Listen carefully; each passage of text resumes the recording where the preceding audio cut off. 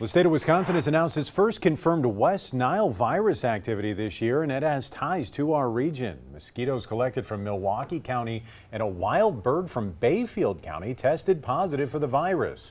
Now, that means there are mosquitoes in Wisconsin that have West Nile and can give it to animals and people. And so far this year, there have been no reported human cases, but most people infected with the virus do not show any symptoms. Symptoms can include fever, chills, headache, muscle aches, rash or fatigue, and in worst cases, tremors, paralysis, seizures, and comas. West Nile's caused when mosquitoes feed on infected birds, so the best way to avoid the illness altogether is to reduce your outdoor time at dusk and dawn when mosquitoes are most active.